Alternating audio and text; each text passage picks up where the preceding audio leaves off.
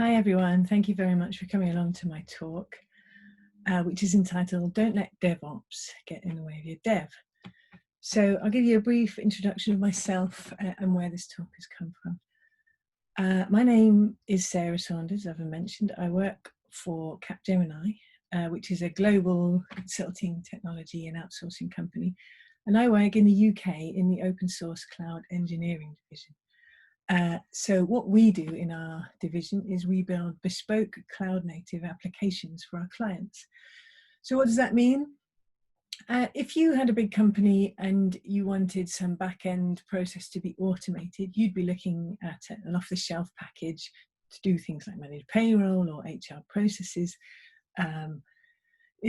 It's often better to buy off the shelf because the companies know exactly what works best for you. But if you want to get competitive advantage over your rivals, you need to build bespoke software.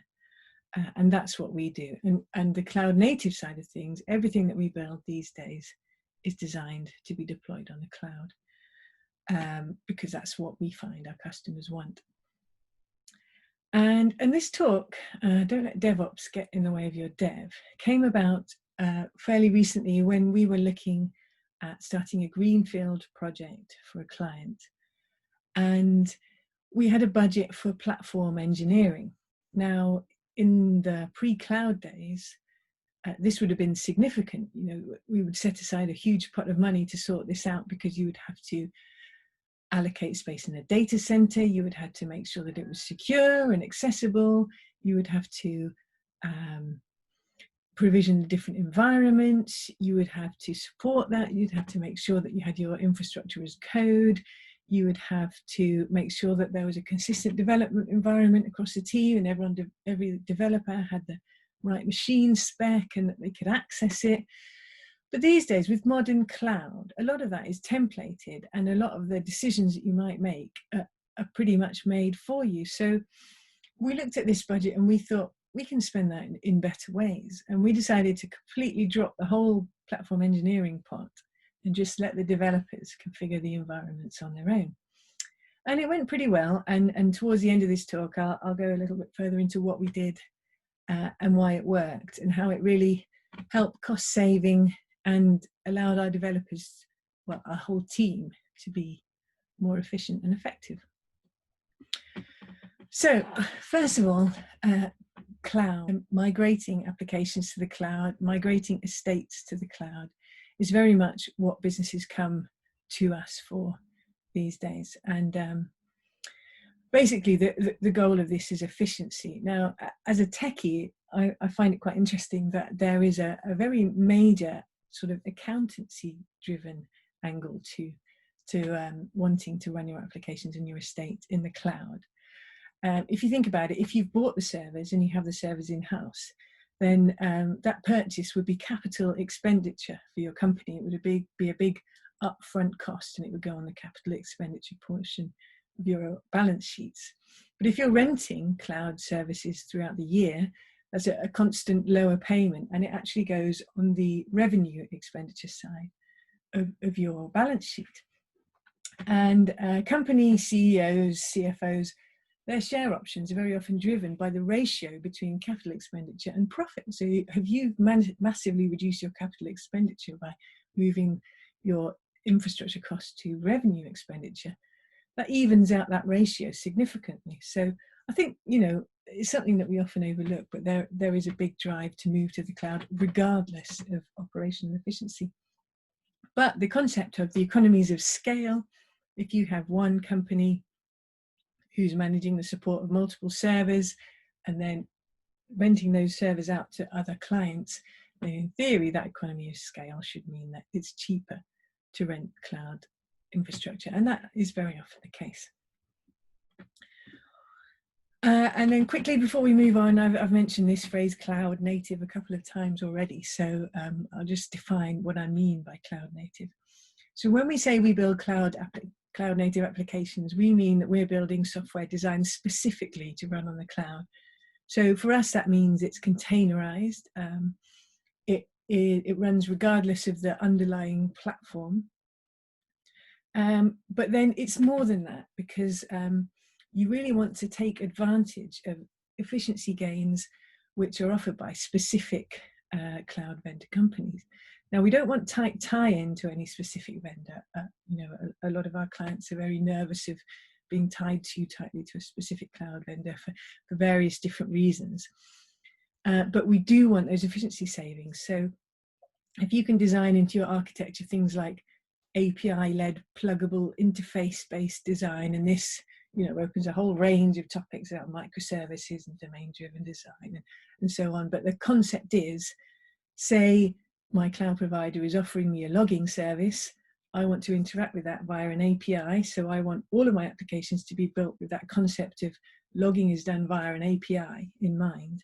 So therefore, it's much easier for me to lift and shift my applications between cloud platforms, but still take advantage of efficiency savings that could be had by using the cloud software services. So cloud native is optimizable for a specific cloud environment, but is not entirely dependent on it. Right, and then this concept of efficiency. Now, there are a number of ways that deploying your application to the cloud should be more efficient. So there's minimizing downtime and data loss. You need to make sure, you know, if you were managing your own servers, you'd have to be sure, have I got them split over different locations? Are the connections secure? Am I backing everything up regularly? When you're to the cloud, you can do that via a contract, and you can save on those teams and all that planning that would be involved. And then the hardware usage. So there are different approaches to deploying applications to the cloud. You could simply rent the server that you have currently under your desk in the cloud. And in that way, you can reduce your support staff on premise because you're sharing the support staff of the cloud vendor. But that's not really the most efficient way, because maybe we only use, you know, 2 or 3% of this machine's capability, and maybe we only use it 5 days a week. So what we really want to do is say, right, I want to rent CPU, I want to rent processing power from the cloud vendors, and I only want to rent that I use. You know, I don't want to pay for it at the weekends or whatever that saving may be. So abstracting away from the support team costs, again, it's this economy of scale. If I've got one guy managing one server in-house and I only use half of it, then with 2 companies can split the cost of getting that guy to support that one server if they share it because it's in the cloud. And then there's the concept of upgrades. So this would be better if you're looking at platform or software as a service compared to infrastructure as a service. But in any way, there's always going to be operating system upgrades, patches, security, things like that, which you can step away from, and you can just contractually say, make sure my operating system is updated. And then again, if economies of scale, the cloud vendor can do it for everybody. So that's the efficiency that we're looking for. So if we know that we want to migrate our estates to the cloud because of these various factors and reasons, how do we go about it? How does a company who has currently all of their business critical applications on premise move to the most efficient model that they can get? So this is something that I've been thinking about quite a lot in the past year, and I've been putting together a matrix and a sort of journey plan for how companies could start their journey to cloud efficiency. And some of the things are quite obvious that you would need to do, but some of them are less obvious. And it's been quite interesting to consider, what do you actually need in order to be able to move towards cloud-based applications? So some of the basics, you know, the more obvious ones, is your application machine dependent? Because if it is, you're going to need to rent that specific machine in the cloud, and you're not going to be able to get the savings of sharing compute power. And also, are these applications horizontally scalable? It's all very well, you know, renting this kind of elastic cloud space where you can adjust the amount of CPU that you're using, for example. But if your application isn't flexible enough to be able to scale up and down, then it's a complete waste of time. So you're already starting to look at, well, okay, I need microservice and they need to be containerized, that kind of model. But then there's some other aspects that maybe are not so obvious. So if you had an artifact repository where you keep your container definitions or your jar files, is that internet accessible? Can your cloud environment actually read those repository artifacts? And do you have a way that you can get them out to be deployed on the cloud? And do you have a build process which creates these artifacts? So if they're lost, can you reproduce them automatically?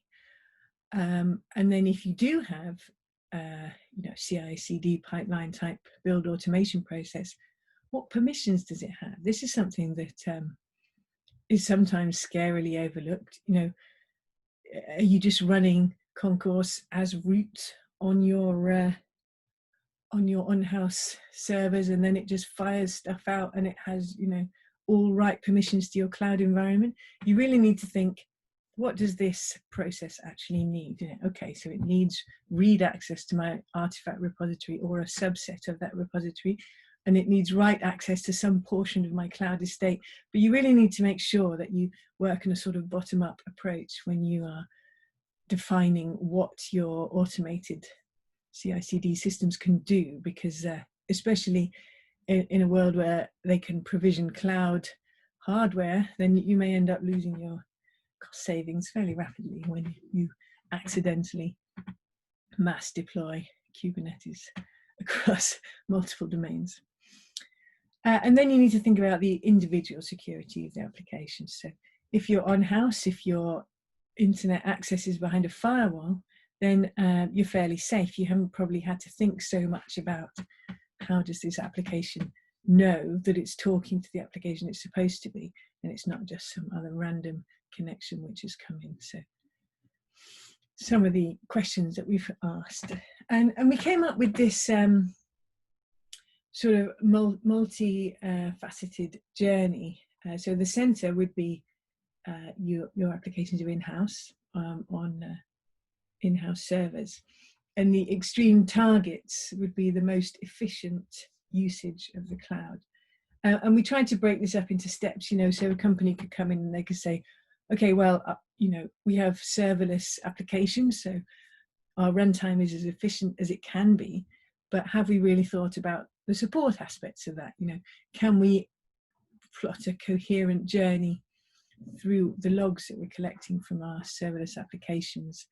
And are our development practices up to scratch so that we can consistently develop onto this runtime? So we come up with these 4 axes: the development practices, runtime, observability, and security. And I'll just talk through the axes and some of the steps along each one. This graph itself is on the internet, so you can have a look at our capgemini.github.io blog site, and this is posted on the blog. So to start, development practices. So the kind of old school on-premise model of development would be the developer has a machine where they build and test their application, and if something works on that machine, the developer is happy and hands it over, and they don't have this concept of what about other machines. And where you want to move to is a world where the developer is building a component which is independent of the machine it runs on. And some of the first things you need to do if you want to move away from on-premise development practices is you have to make sure that you have something like a build server which can build your artifacts for deployment, because once they're out on the internet, they need to be controlled, and you need to make sure you can automatically do that. You need to think about things like your code repository.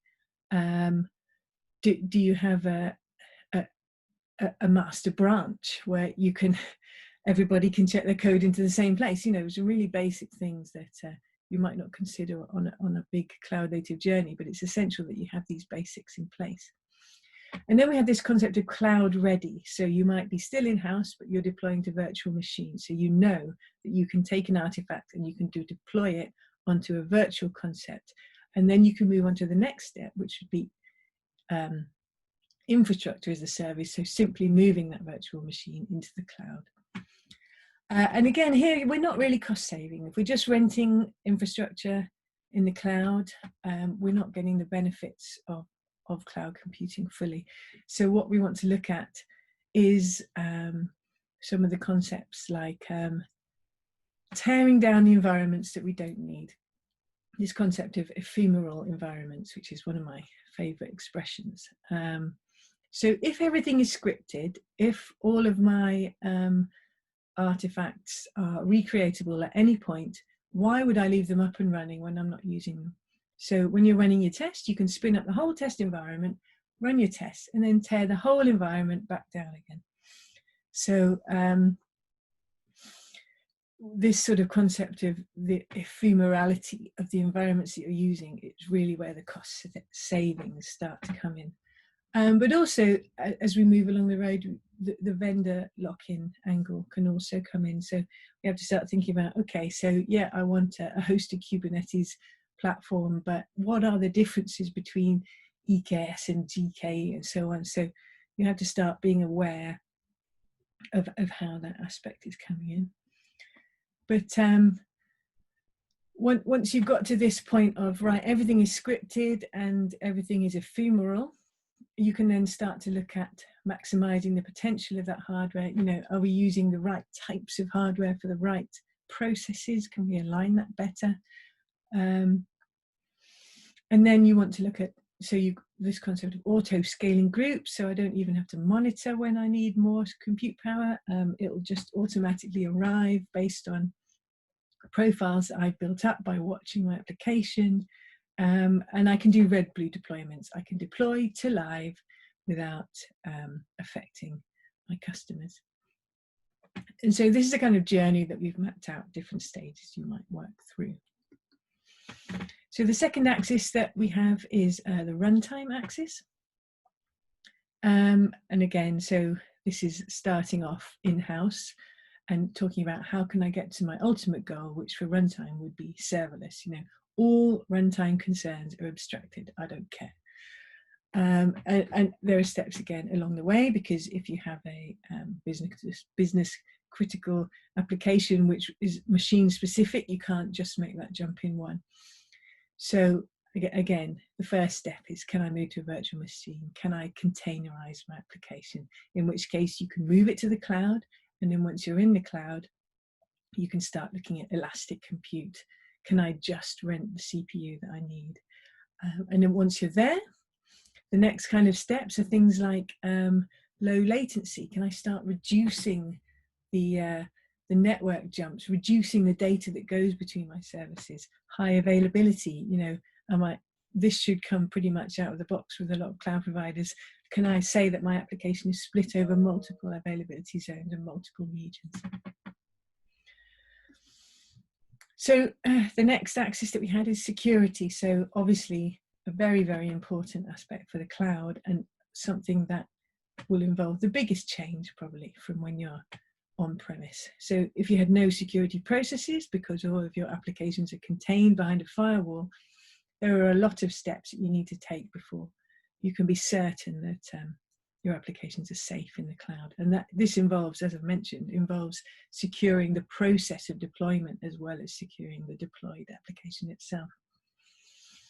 So things that you might not have considered but are necessary for moving to an efficient cloud estate are things like a patching process for your software, classification of the different applications and services. You know, how secure do they need to be? You know, where is the stuff that's really vulnerable and where is the things that it really doesn't matter? So the novice cloud level, which would just be renting basically your secure area in the cloud, would be renting a VPN.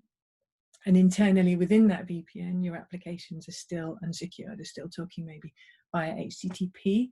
But then you can start to look at running things like vulnerability scans to make sure that your box is as secure as you think it is.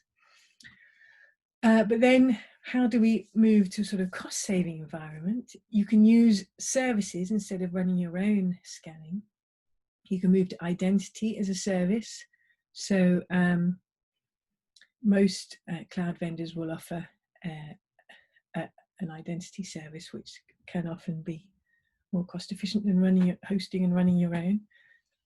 And then you need to start looking at the granularity of your roles for your applications. You know, which ones need to talk to which other ones, which data is readable, which data is writable.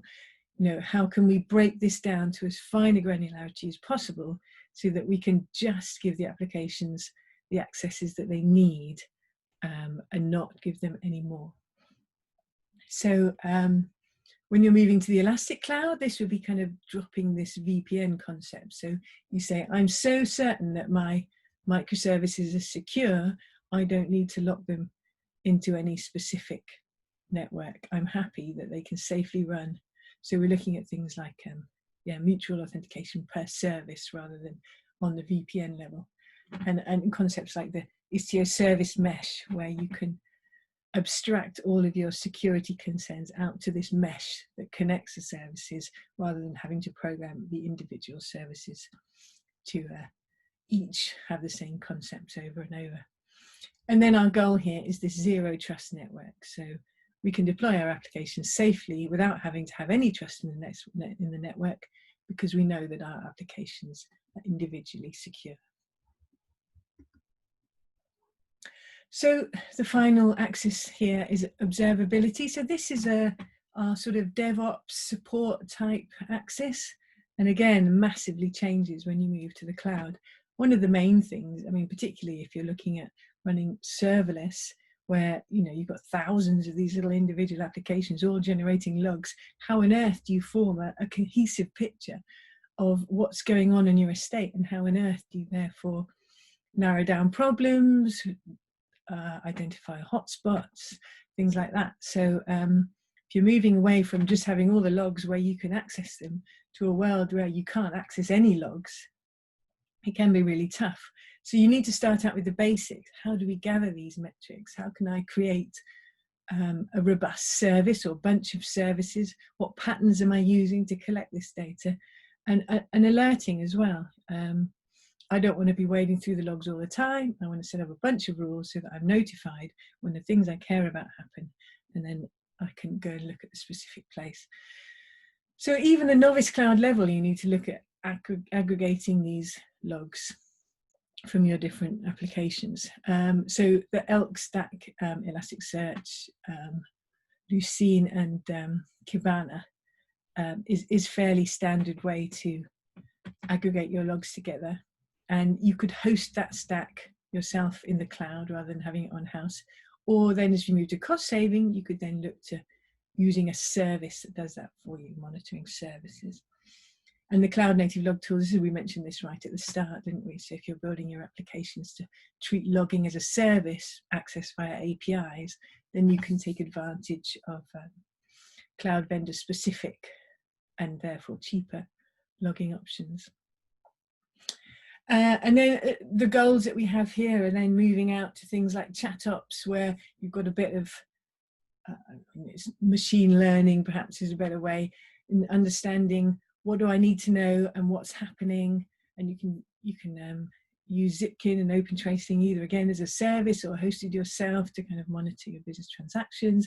And the ultimate goal, which all of our developers just love, is this idea of chaos engineering, where I can take down any server and my system will just smoothly absorb that shock, will report back to me what's happened and what's been done about it, and I won't even need to care, which is just a beautiful cloud goal. Right, so so there's our kind of maturity assessment, where we can say where we are and where we want to go. And as I mentioned earlier on, one of my favorite concepts is this idea of an ephemeral environment. So it's quite easy to sort of think, right, okay, well, testing is a good example for this, particularly something aggressive like performance testing. I want a live-like environment and I want to run live-like quantities of data through it, but I don't want to have to pay for that all year because I'm only going to do it on one day.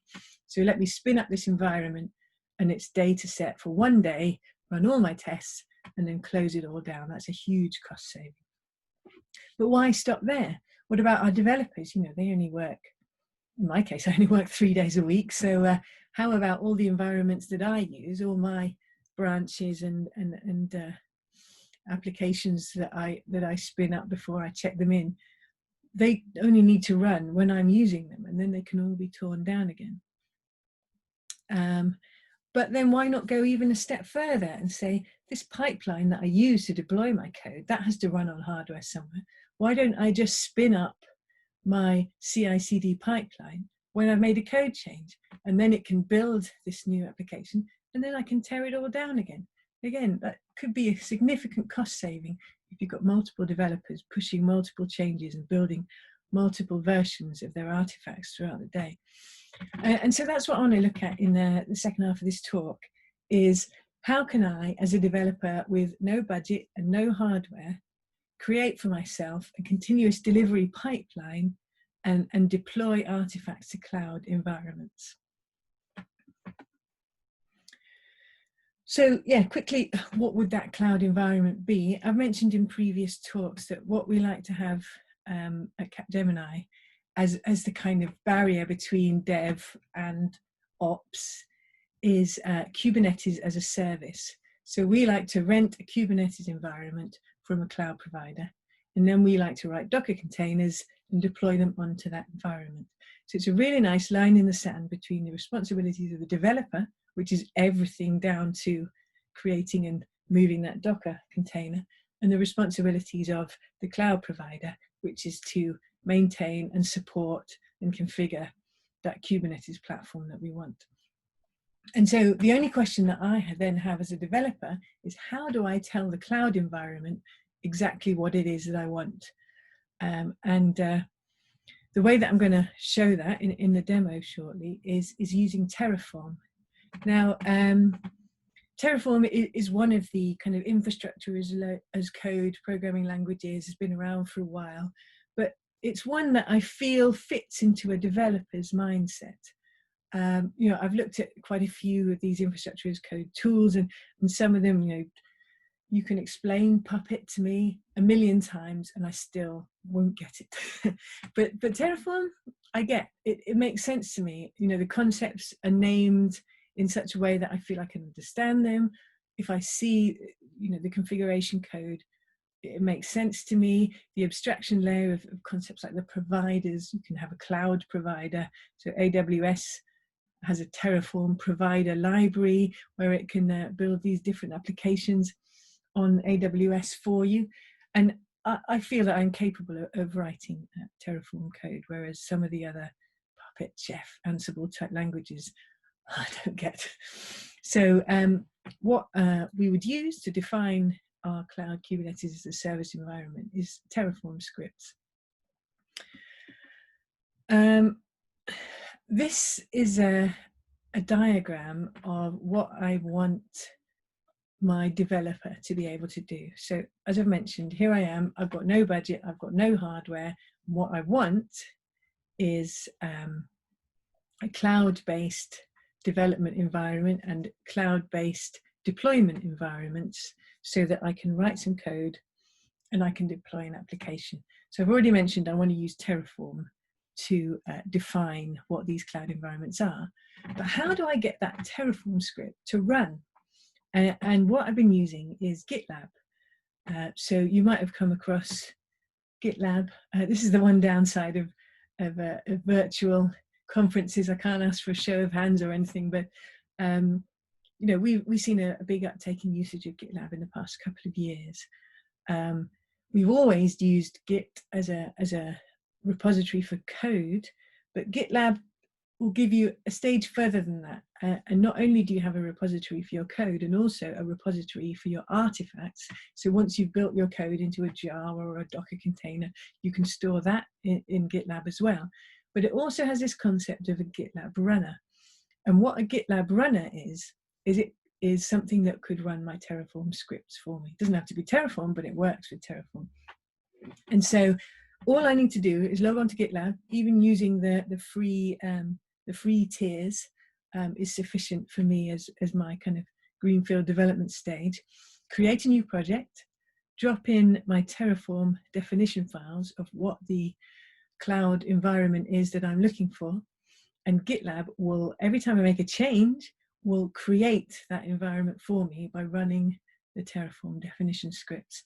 So I'll do a little demo of it later because it is really cool if you haven't seen it before.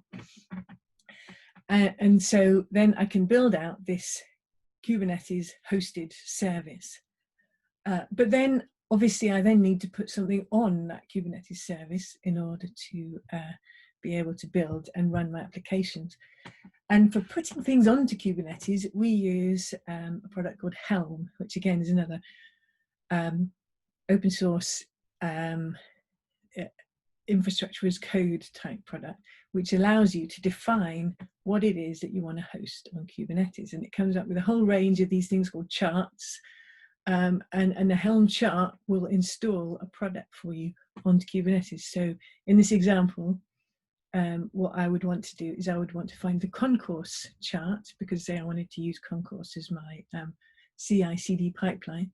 So I would tell Terraform, right, once you provision this environment, go to the tools pod and pull down the Helm chart for installing concourse, configure it, which is actually, there's quite a lot of configuration, so I'm not going to try and demo it because there's too many settings that you need to install. But you could have a Terraform file of 100 lines or so, which could easily define this. And so then I say to Terraform, once you've built this pod, pull down the Helm chart that installs concourse on this pod running in this way.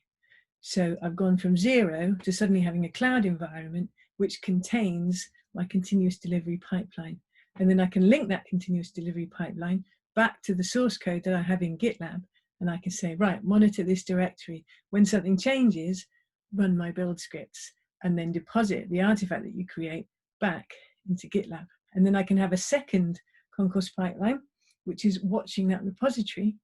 Whenever something in that repository changes, I can say, right, go and deploy an environment, a dev environment, say, and stick this application onto the dev environment. So the whole of this, fairly complex application provisioning environment can be built by a developer just using Terraform and Helm, which I think, compared to the £50,000 worth of platform engineering budget that we would have had in the old days, it's a pretty cool setup. So, all right, I'm going to try and do a demonstration of some of this just to show you how cool GitLab is and the kind of things that even me, with my minimal understanding of infrastructure as code, can quickly and easily set up. So let's switch over to demo mode. Right, I've not got very long here, so I'm just going to do a quick demo of how you can use GitLab to run your Terraform scripts, which will create your, in this case, Amazon environment. So all I've done here is I've gone to new project and I filled in a name. So now I have a project. And the other thing that I've done is I have added my credentials to access Amazon. And the way that you can do that in a fairly secure manner is if I go to settings CI/CD, there's this variables tab, and I've added my AWS access key and the secret. So now all I need to do is add some files to the project. So I've got here locally some Terraform files, which will simply create an EC2 instance with an Amazon machine image. So I just want to add those to Git. So let's add everything. So now we just want to push. Yeah.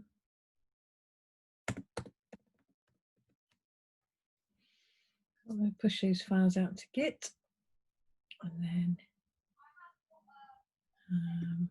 look, I should have a repository. Yep, here we go. Here's our repository with our files in.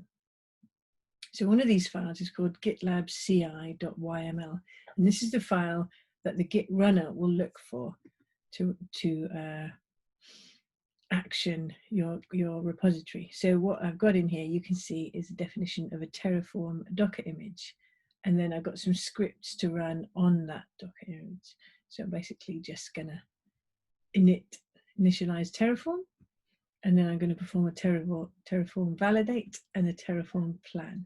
The two other stages, apply and destroy, are manual stages. So when I've added those files, this GitLab CI will have triggered a pipeline, So hopefully that'll be running in the background, and it will perform a validate and a plan.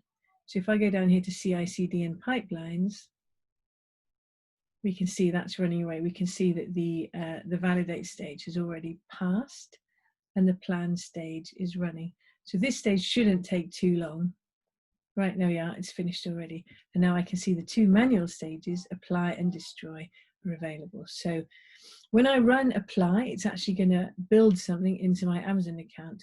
So if I have a look at my EC2 dashboard at the moment, there's nothing here. I've got a security group, I've got the default VPC, but there's nothing else running.